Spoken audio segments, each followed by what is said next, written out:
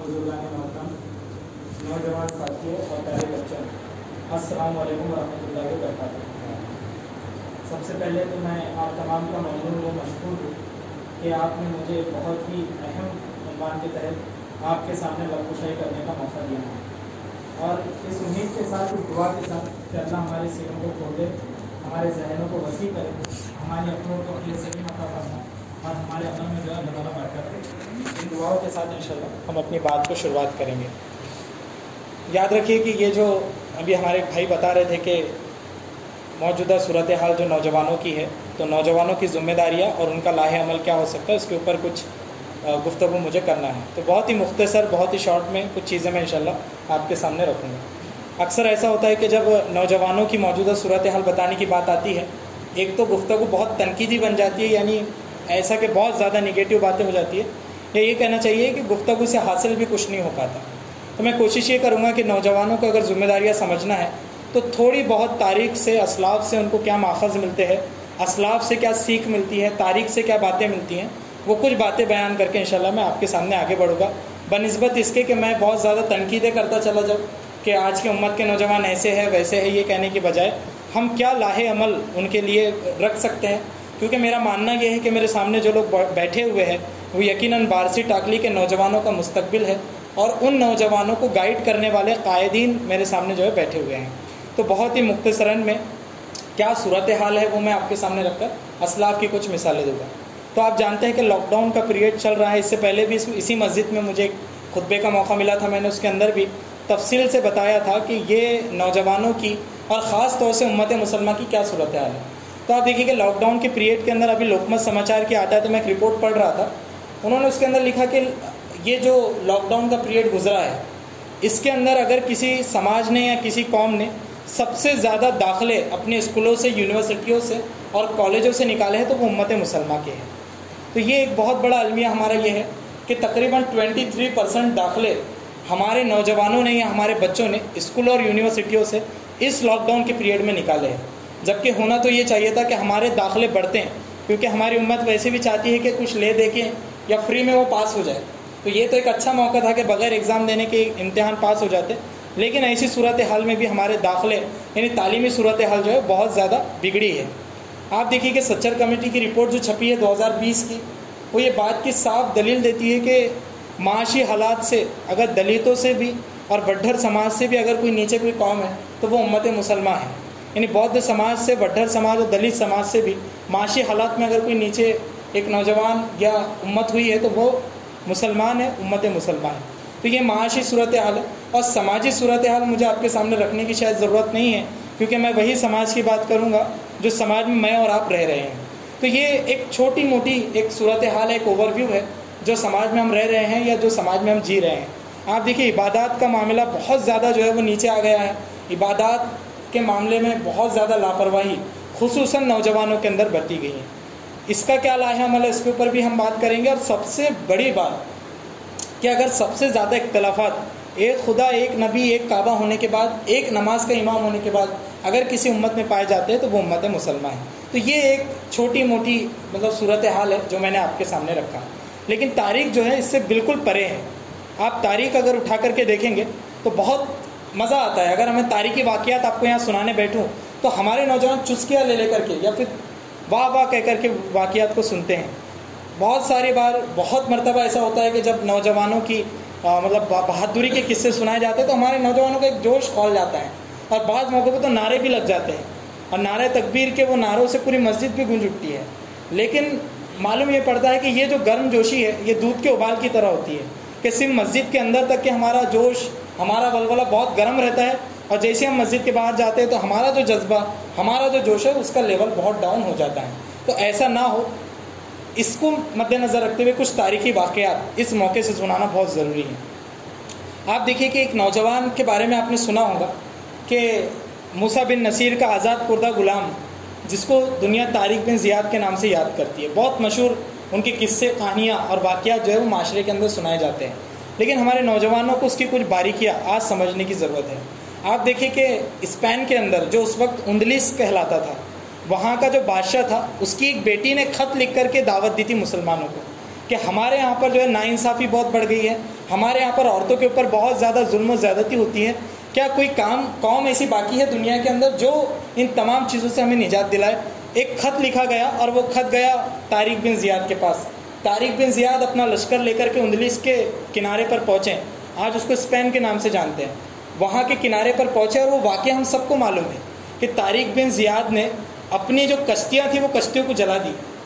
जैसे ही वो उंदलिस के किनारे पर पहुँचे तो अपनी कश्तियों को आग लगा दी। उसके पीछे वजह ये थी कि जब कश्तियाँ जलाने के बाद उन्होंने जो खिताब किया और तारिक बिन ज़ियाद के वो तारीख़ी जुमले जो उन्होंने उस वक्त दोहराए, उन्होंने कहा कि उनके साथियों से कहा कि देखो तुम्हारे सामने दो रास्ते हैं, एक तो तुम्हारे पीछे ये समंदर है, अगर तुम चाहो तो इसमें डूब करके मर जाओ, या दूसरा ये रास्ता है कि ये सामने जो है वह अल्लाह का मुल्क हमारे सामने मुंतज़िर है कि हम लड़े, इसको फतेह करें और अल्लाह की हुकूमत यहाँ पर कायम करें।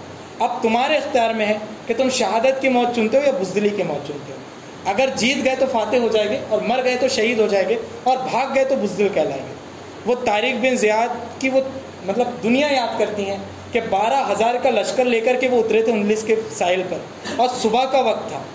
तारीख बताती है कि असर के वक्त तक जो फ्रेडरिक वहाँ का बादशाह था उसके महल में उनकी फ़ौज पहुँच गई थी। 1 लाख के लश्कर को शिकस्त दे करके ये 12,000 की जो फ़ौज थी वो वहाँ महल के अंदर पहुँच गई थी। तो ये उम्मत मुसलमा के वो खुशाइन पहलू है जो आज हमारे नौजवानों को बताने की ज़रूरत है। आप देखिए कि लोग हिंदुस्तान की तारीख पर बात करते हैं, इस्लाम की तारीख पर बात करते हैं, यहाँ पर मुग़लों को याद किया जाता है, अलाउद्दीन खिलजी को याद किया जाता है, लेकिन हमारे नौजवान भी नहीं जानते कि यहाँ इस्लाम फैला कैसे। ख्वाजा मोइनुद्दीन चिश्ती रहमतुल्लाह अलैह की जो मेहनतें यहाँ पर रही, दावती मेहनतें, उससे पहले भी लोग नहीं जानते कि कौन असल यहाँ पर मतलब लोग इस बात से वाकिफ़ नहीं हैं कि हिंदुस्तान के पहले सहाबी भी गुजरे हैं। अक्सर लोग नहीं जानते तारीख को, हमारे नौजवान ख़ास तौर से। एक ऐसा शख्स था जो केरला के अंदर रहता था, वहाँ का बादशाह था, उसका नाम चेरामल पेरुमल था। वो अपने दरबार के अंदर जो है बैठ करके बुतों की बात करता था, बुत परस्त था वो, और सूरज की इबादत किया करता था। जब चेरामल पेरुमल एक मरतबा अपने टेरेस पे था, जिसको आमतौर पे हम अपनी छत कहते हैं, छत पर था, और उसने देखा कि रात के वक्त चाँद के 2 टुकड़े हो गए और कुछ ही वक्त के बाद वो टुकड़े मिल करके वापस से चाँद पूरा बन गया। तो वो किस्सा उसके समझ में नहीं आया कि ये अजीब वाक़या हुआ क्या। उसने अपने रियासत के पूरे जोशियों को और जो जानने वाले उस वक्त के पंडित वगैरह होते थे, धार्मिक गुरु होते थे, उन सबको बुला करके पूछा कि मैंने रात में एक ऐसा वाक़या देखा है, इसका क्या वजह क्या थी उसकी। कोई जवाब उसका नहीं दे पाया। कुछ अरसा गुजर गया, वो बड़ा तजब्जुब में आ गया क्योंकि उसने अपने आंखों से वो करिश्मा देखा था और वो तजब्जुब में आ गया। कुछ महीना गुजरा, वहाँ पर अरब के लोग जो है तिजारत के लिए आते थे। जब अरब के ताजिर वहाँ पे केरला में पहुँचे तो उसने उनसे पूछा, तो उन्होंने बताया कि ये जो करिश्मा है ये हमारे नबी ने किया। उन्होंने चाँद की तरफ इशारा किया और चाँद के 2 टुकड़े हो गए। जैसे ही उसने सुना कि ऐसा कोई नबी आया है जो वैदानियत की दावत देता है और अपने आप को नबी कहता है, उसके दिल में एक ख्वाहिश जगी कि मैं अरब में जाऊँ। और उसने अपने साथियों को तैयार किया, अपने बेटे को अपने तख्त पर बैठाया और वो हज़रत मोहम्मद मुस्तफ़ा सल्लल्लाहु अलैहि वसल्लम ताजदार मदीना के दरबार में जा पहुँचा और वहाँ जाकर हुजूर के हाथों इस्लाम कबूल किया। वो हिंदुस्तान के पहले साहबी चेरामल पेरुमल। बाद में वहाँ पर वो वापस आ रहे थे हिंदुस्तान के अंदर तबलीग के लिए। वहीं के सऊदी अरब के तट पर उनको मौत हो गई, उनका इंतकाल हो गया। उन्होंने खत जो है उनके कुछ साथियों के साथ भेजा, मालिक दिनारी रहमतुल्लाह अलैह भी उनके साथ आए थे। वो खत उन्होंने भेजा, अपने बेटे को मोहर लगा कर ये कहा कि जो हिंदुस्तान के अंदर मस्जिद बनाई जाए, और जो लोग जाते हैं केरला घूमने के लिए वो हिंदुस्तान की पहली मस्जिद देख करके आते हैं, और मस्जिद का नाम आज भी चेरामल पेरुमल जुमा मस्जिद है। जो लोग केरला जाते हैं उनको देखिए। तो ये हिंदुस्तान की एक मुख्तसर तारीख है कि किस तरह से हम लोगों ने यहीं से शुरुआत की। हम कहीं बाहर से नहीं है, पहले साहब ही हमारे इसी हिंदुस्तान के गुजरे हैं। उनके बाद आप देखिए कि साइंस और टेक्नोलॉजी के दौर में जो है हमारे नौजवान बहुत हद तक पीछे हैं। साइंस और टेक्नोलॉजी का जो इस्तेमाल हमारे यहाँ पर हो रहा है वो बहुत ही बुरी तरह से हो रहा है। उसका मनफी पहलू ज़्यादा इस्तेमाल हो रहा है, मस्बत पहलू को नज़रअंदाज किया जा रहा है। मोहम्मद बिन फ़ातेह का नाम आपने सुना होगा, जिन्होंने कुस्तुनतुनिया को फ़तेह किया था। सुल्तान मोहम्मद फ़ातेह की तारीख़ के अंदर ये बात लिखी जाती है कि कुस्तुनतुनिया जो है उसके बारे में हुजूर ने पेशन गोई की थी कि वो इस्लाम जो एक आएगा उसको फ़तेह करेगा। लोग नहीं जानते थे कि ये फ़ातेह जो है मोहम्मद बिन फ़ातेह बनेगा। जब मोहम्मद बिन फ़ातेह वहाँ पहुँचे तो जो कुस्तुनतुनिया था बहुत ऊंचाई के ऊपर बसा हुआ था। कोई भी दुनिया की हुकूमत ऐसी नहीं थी जो वहाँ तक रसाई कर सके। और जब हमला होता था दोनों फौजों के दरमियान, तो हमला सिर्फ ऊपर से होता था और नीचे वाले मारे जाते थे। मोहम्मद बिन फातेह जब अपना लश्कर लेकर के वहाँ पहुँचे तो उन्होंने देखा कि ये जो दीवारें हैं इसको फाड़ना और इसको लांघना हमारे बस की बात नहीं है। उन्होंने ये किया कि उस वक्त के जो बड़े बड़े मुसलमान साइंसदान थे उनको जमा किया, और जमा करने के बाद अल्लाह ताला से यकीनन जब लोग मोहम्मद फातेह की बात करते हैं तो तहज्जुद की वाक़या सुनाते हैं कि मोहम्मद फातेह जो है रात में उठ करके अल्लाह से दुआएं करते थे, बड़ी दुआएं उन्होंने की। इसके अंदर कोई दो राय नहीं है कि उन्होंने दुआएं नहीं की, लेकिन दुआ के साथ जो है वह असबाब का इस्तेमाल, ये भी तारीख़ हमको सिखाती है। बड़े बड़े साइंसदान उन्होंने जमा किए और तारीख़ में आती है कि दुनिया की सबसे बड़ी तोप मोहम्मद बिन फातेह ने बनाई। ऐसी इस कदर बड़ी तोप उन्होंने बनाई कि जैसे ही उसका पहला निशाना दागा गया कुस्तुनतुनिया की दीवारें हिल गई, और मोहम्मद बिन फातेह ने कुछ ही दिनों के अंदर जो कुस्तुनतुनिया को फतेह कर लिया और इस्लाम का परचम ऐसा बुलंद किया, इस्तांबुल के नाम से तुर्की का आज भी मरकज़ बना हुआ है। तो ये कहने का मतलब ये कि ये जो मुख्तसर तारीख़ है ये सुनाई जानी चाहिए। आज तालीम के मैदान में हमारे लोग पीछे हो रहे हैं। अगर मैं नौजवानों से सवाल करूँ कि दुनिया की पहली यूनिवर्सिटी किसने बनाया, तो शायद उनके पास जवाब ना मिले। तो ये बताते हुए बड़ी हैरत होती है कि जब आप दुनिया की वर्ल्ड रिकॉर्ड की जो किताब है ना, वो वर्ल्ड रिकॉर्ड की किताब को उठा करके आप देखेंगे कि दुनिया की सबसे पुरानी और सबसे लंबी चलने वाली यूनिवर्सिटी कौन सी है और किसने बनाया, तो वहाँ पर नाम लिखा हुआ है फातिमा अल फहरी ने उस यूनिवर्सिटी को बनाया था। और कब बनाया था? आज से 1100 साल पहले अपने बाप के नाम पर उस यूनिवर्सिटी को बनाया था। आज तक वहाँ पर पढ़ाई दी जा रही है, आज तक वहाँ पे कोर्सेज चलते हैं। दुनिया की पहली यूनिवर्सिटी एक मुस्लिम खातून ने बनाई, वो खातून जिसको हम अपने चार दीवारियों की एक कहना चाहिए कि घर के काम करने वाली खातून समझते हैं। तो ये कहने का मतलब ये है कि नौजवानों की ये सूरत हाल है कि हमने तारीख़ का रूप बदला। ऐसे तो बहुत सारे वाक़यात हैं, अगर सुनाने बैठूँ तो अल्लामा इकबाल ने बहुत अच्छे अंदाज में बात कही थी कि थे हमें एक तरह मार के आराओं में, खुशकियों में कभी लड़ते थे कभी दरियाओं में, दी अजाने कभी यूरोप के कलीसाओं में, कभी अफ्रीका के तपते हुए सहराओं में, शान आँखों में न जचती थी जहाँदारों की, कलमा पढ़ते थे हम छाँव में तलवारों की। तो ये उम्मत मुसलमान का एक मतलब खुशाइन तारीख़ है कि जिसको सुना करके मुकर्रिर का भी गला जो है वो सूख जाता है, लेकिन सामाइन का जो है दिल खुश नहीं हो पाता। ऐसे वाक़यात जी चाहता है कि हम सुनते चले जाएं, लेकिन कहने का मतलब ये है कि सिर्फ इन वाक़यात को सुना देना मेरा मकसद नहीं है, बल्कि इस वाक़यात को सुनकर यहाँ से निकल कर भुला देना ये आपका मकसद नहीं होना चाहिए। बल्कि आज हमारी जो सूरत हाल है हम उसको किस तरह से बर ला सकते हैं, किस तरह से सूरत हाल को तब्दील किया जा सकता है, इसके ऊपर जो है गुफ्तगू होना चाहिए। तो ख़ास तौर से नौजवानों के लिए कुछ लाहे अमल जो है वो हमारे पास हो सकते हैं। कुरान मजीद में अल्लाह ताला ने कहा इन फिरू किफ़ाफ़ा व सकाला, निकलो अल्लाह की राह में, खा हल्के हो या बोझल, हमको अल्लाह की राह में निकलना पड़ेगा।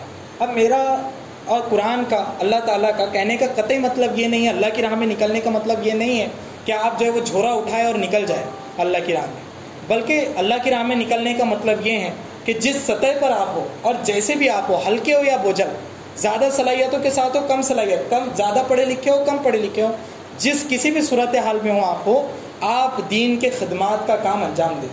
आज नौजवानों की जो बिगड़ती सूरत हाल है ना, उसके अंदर सबसे बड़ी वजह यह है कि हम दीन से बहुत ज़्यादा दूर हो गए, इस्लामी अहकामात से हमने अपनी दूरी बना ली है। आज एक नौजवान को आप देखिए कि उसने इस्लाम से किस कदर दूरी बना ली है कि यूरोपी जो ये मगरबी जो ख़यालात है वो उसको ज़्यादा पसंद आ रहे हैं, आज़ादी के ख़यालात, बहरा रवी के ख़यालात उसको ज़्यादा पसंद आ रहे हैं। इसकी वाहिद वजह यह है कि हमने अपने आप को दीन से दूर कर लिया। तो ये एक बड़ी वजह हो सकती है। तो हमको अमल पैरा होना पड़ेगा, अल्लाह की राह में जो है वो निकलना पड़ेगा। आज मौजूदा जो सूरत हाल है, हमें जो है बहुत बड़े बड़े काम नहीं करना है। मैं आपको ये नहीं कहूँगा नौजवानों को कि उठो और देश की तामीर करो, ये बहुत मुबम बात है। लोग बोलते हैं कि उठो हमको ये करना है, उठो वो करना है, कुछ नहीं करना है हमको बारसी टाकली में रहते हुए ये देखना है कि बारसी टाकली के माशरे में हमको किस चीज़ की ज़रूरत है। अगर मुझे ये दीवार सुधारना हो तो मैं ये देखूंगा कि दीवार में खोट कहाँ पर है जिसको मुझे सुधारना है। जैसे मैं खोट दूर करूँगा तो दीवार मुकम्मल हो जाएगी। मैं ये नहीं कह रहा हूँ आपको कि आप दीवार को ढा दें और फिर से उसको बनाएं, बल्कि ऐसा ही हो भी ये मकसद जो लेकर के उठिए कि समाज की तश्कील नौ, जहाँ जहाँ ज़रूरत हो वहाँ वहाँ समाज की तश्कील नौ की जाए। अगर नौजवानों के अंदर बेहयाई पाई जाती है उसके ऊपर हम काम करें। और हमारे बुज़ुर्गों को तो चाहिए ये कि वो नौजवानों पर नज़र रखें, और मोहल्ले के जो नौजवान हो, गली के जो नौजवान हो, हमारे घर के जो नौजवान हो, हमारे जो बच्चे हों, हम ये देखें कि ये क्या क्या इनके अंदर कमज़ोरियाँ हैं और वो कमज़ोरियों को हम एक एक करके दूर करें। अगर हम इस तरह से काम करेंगे तो मेरा ख्याल है कि बारसी टाकली से एक माशरा जो है वो परवान चढ़ेगा। मैं जहाँ भी जाता हूँ तो बहुत बड़ी बड़ी देश की तामीर की बातें नहीं करता कि हमारे देश को ये ज़रूरत है, हमारे देश कोई ज़रूरत नहीं है। हमारे बार्शी टाकनी को क्या ज़रूरत है, जिस गली में आप रह रहे हो गली को क्या ज़रूरत है, और वो गली के अंदर आपके घर के अंदर आपको क्या ज़रूरत है, ये ज़रूरतों को अगर आप पॉइंट आउट कर लेंगे तो मेरा ख्याल है कि एक बड़ा इनकलाब वैसे ही समाज के अंदर और हमारी कम्युनिटी के अंदर, हमारी कौम के अंदर, हमारी उम्मत के अंदर आ जाएगा। तो ये एक बड़ी बुनियादी बात है कि एक तो दीन को समझना और फिर उस पर अमल करना।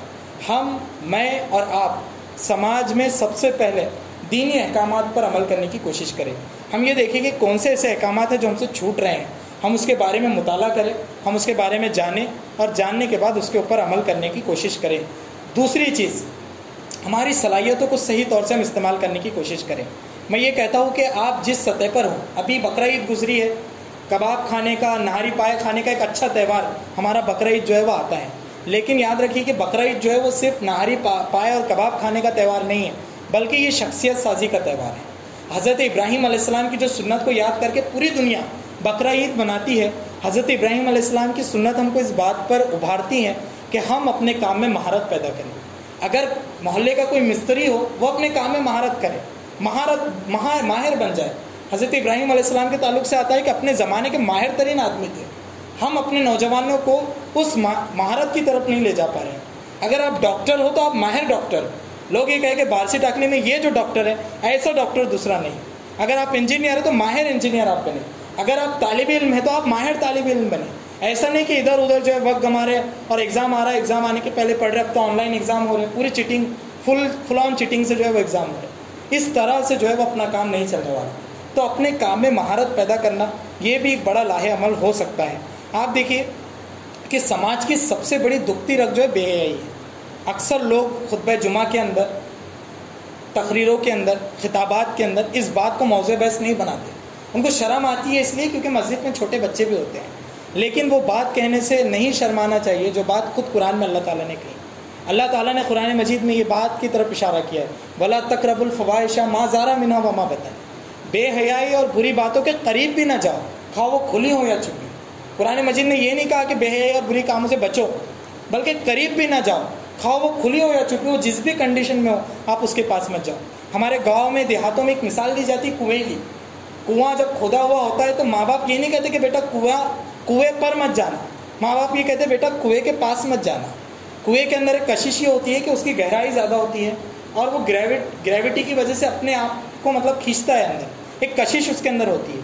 जब इंसान उसके किनारे पर खड़े हो जाता है तो वो कुआँ अपने आप में खींचने लगता है इंसान को। बेहयाई की मिसाल भी उसी तरह से है। जब इंसान बेहयाई के दहलीज पर जाकर खड़े होता है, वो अपने आप अट्रैक्शन करती है, अपने तरफ बुलाती हैं, शैतान के दरवाजे खोलती हैं और चाहती है कि ये नौजवानों को हम जो है वो बेहयाई की तरफ लेकर के जाए। तो ये जो पूरा एक नैरेटिव है, ये जो पूरी गुफ्तगू है, इसके ऊपर समाज को सोचने की ज़रूरत है। क्या क्या बेहयाइयाँ पाई जाती हैं, किस किस तरह की बेहयाई पाई जाती है, वो मुझे तफसील से समझाने की शायद ज़रूरत नहीं है, क्योंकि मैं और आप उससे अच्छी तरह वाकिफ़ हैं। अगर वाकिफ़ है तो बहुत अच्छी बात है, उससे बचने की कोशिश करें, अपने माशरे में जो है लोगों को बचाने की कोशिश करें। शेख अहमद यासीन के ताल्लुक से एक बहुत मशहूर बात कही जाती है कि जो हमास है, आज तक जंग उनकी जारी है अमेरिका के साथ। फ़लस्तीन, आपने सुने, फ़लस्तीन की जो जंग है आज तक यहूदियों के साथ जारी है, एक ही बिना पर जारी है। शेख अहमद यासीन ने एक बहुत तारीखी जुमला कहा था। हमास के जो बानी है शेख अहमद यासीन, फिर किसी मौके से शायद अगर उनके बारे में कहने का मौका मिले तो मैं कहूँगा, ये तारीखी जुमला सुन लीजिए। शेख अहमद यासीन ने कहा था कि हमारी जो जंग है वो महज इस बात पर है कि ये जो कौम है ये हमारी नौजवान नस्लों को छीनना चाहती है और हम उसी नौजवान नस्ल को बचाना चाहते हैं। याद रखिए कि किसी भी कौम का सरमाया नहीं, एक सिंबल उसके नौजवान होते हैं। कहा जाता है कि अगर किसी कौम को देखना है तो उसके नौजवानों को जा करके देखो। और अगर आज उम्मत मुसलमान से कहा जाए कि जाओ ज़रा जा कर के नौजवानों को देखो, तो किस सूरत है आपकी। तो ये एक बहुत बड़ा नैरेटिव है। सुल्तान सलाहुद्दीन अय्यूबी का नाम तारीख़ में याद किया जाता है। उन्होंने कहा था कि अगर किसी कौम को तबाह करना है तो उसके नौजवानों के अंदर बेहयाई को फैला दो, वो कौम खुद ब खुद तबाह हो जाएगी। आज यही काम इस इलेक्ट्रॉनिक मीडिया ने, इस सोशल मीडिया ने और बढ़ती हुई इस टेक्नोलॉजी ने किया है कि बेहयाई को बिल्कुल फ्री कर दिया है। आप देखिए कि इंटरनेट के ये जो पैकेज आते हैं वो इस तरह से आते हैं कि रात भर फ्री, आपको दिन में चार्जेस लगेंगे, यानी रात में सो मत, फजर के टाइम सो और उठो 10-11 बजे। और आज उम्मत के नौजवानों को ये अलमिया बन गया कि हम चाय खानों पर नुक्कड़ों पर बैठकर इस कदर गप्पे हाँकते हैं, इस तरह गप्पे मारते हैं कि हमारे से वक्त का जो है वो तयन हमारे पास निकल जाता है। और जहाँ पर हम सुन्नतों की बात करते हैं, नबी मुश्तबा की वो सुन्नत को हम भूल जाते हैं कि जब ईशा के बाद कोई नबी से बात करने आता तो नबी उसको मना कर देते हैं, ईशा के फौरी बाद सो जाते हैं। तो ये सुन्नतों को जो है वो अमल करना पड़ेगा। तो ये जो बुनियादी बात थी, इसको हमारे जहन में जो है वो रखने की ज़रूरत है। आप देखिए कि अल्लाह के रसूल सल्लल्लाहु अलैहि वसल्लम ने एक और बहुत अच्छी बात कही थी, यकीनन तमाम हदीसें अच्छी है, लेकिन एक बहुत बुनियादी बात अल्लाह के रसूल सल्लल्लाहु अलैहि वसल्लम ने कहा था कि ईमान और बुज़दिली एक जगह जमा नहीं हो सकती। एक मुसलमान और बुज़दिल ऐसा हो नहीं सकता। अगर वो बुज़दिल है तो मुसलमान नहीं, अगर मुसलमान है तो बुज़दिल नहीं। तो ये मवाज़ना करने की ज़रूरत है। आज हम ज़माने से किस कदर बुज़दिल हो गए, ये मुझे और आपको रिव्यू करने की ज़रूरत है। मैं और आप किस जहनीत के ग़ुलाम बन गए।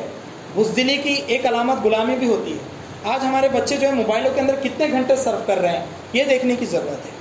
मोबाइल के अंदर एक ऑप्शन आता है, वो ऑप्शन के अंदर ये बताया जाता है कि आपने दिन में कौन सा ऐप कितने वक्त के लिए इस्तेमाल करें, आपका बैटरी बैकअप कहाँ कितना खपा, ये वो उसके अंदर बताता है। तो ज़रा एक बार वो फंक्शन में जाकर के देखें कि दिन का कितना वक्त आपने मोबाइल को दिया और कहाँ दिया। आज जो है वो साइंस और टेक्नोलॉजी ने यकीनन बहुत तरक्की की है, लेकिन ज़हनी तौर पर ग़ुलामियत का शिकार इंसानियत को बनाया है, और ये इंसानियत में मैं और आप उम्मत मुसलमान भी आती है।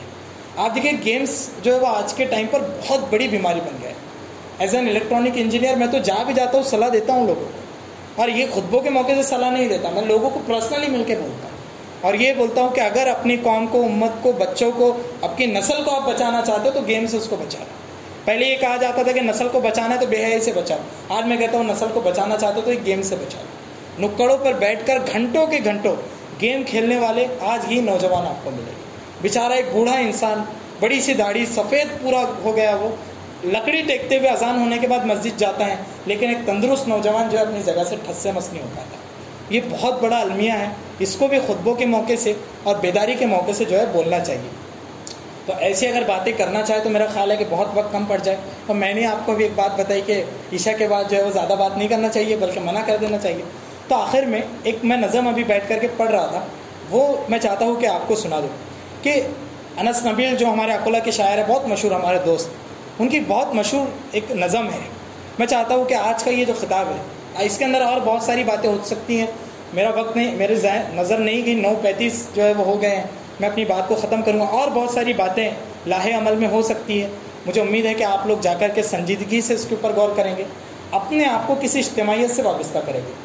याद रखिए कि बग़ैर इज्तिमाइयत के इंसान को शैतान उसी वक्त उस तरह हड़प लेता है और झड़प लेता है जिस तरह से एक भेड़, अलग हुई हुई भेड़ को एक जो है वो भेड़िया नोच लेता है, एक बकरी को जो है भेड़िया नोच लेता है। अपने आप को किसी सौले इज्तिमाइयत से वाबस्ता कराइए, वो इज्तिमाइयत आपकी तरबियत करेंगे, आपको बताएंगे कि आपको करना क्या है।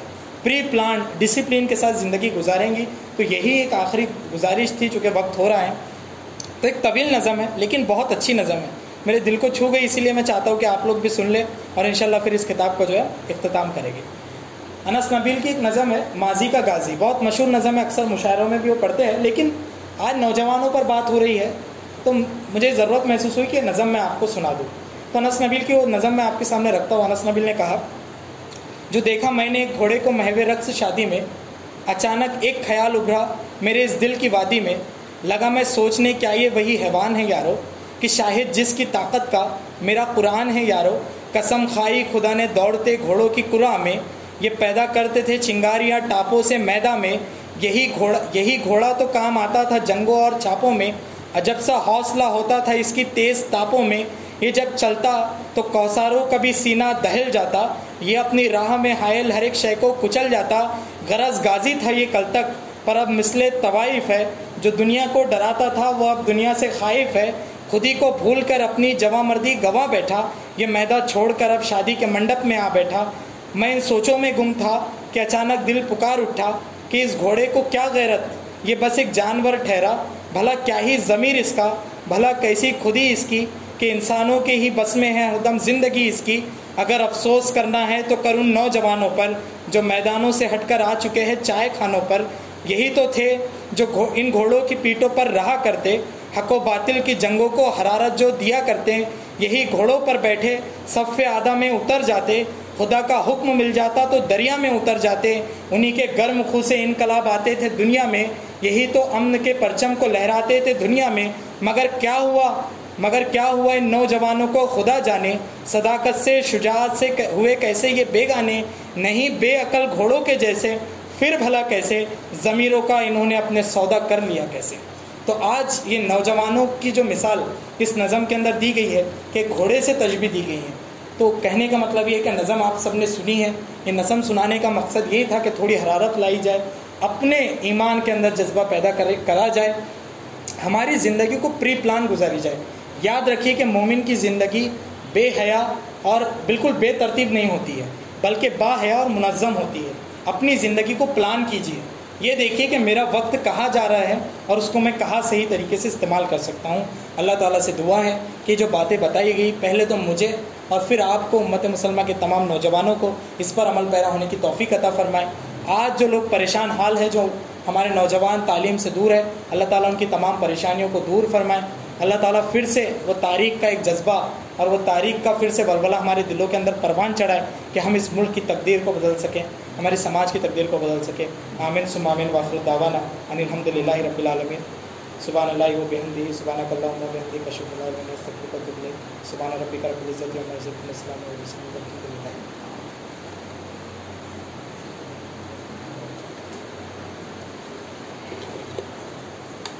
प्रोग्राम के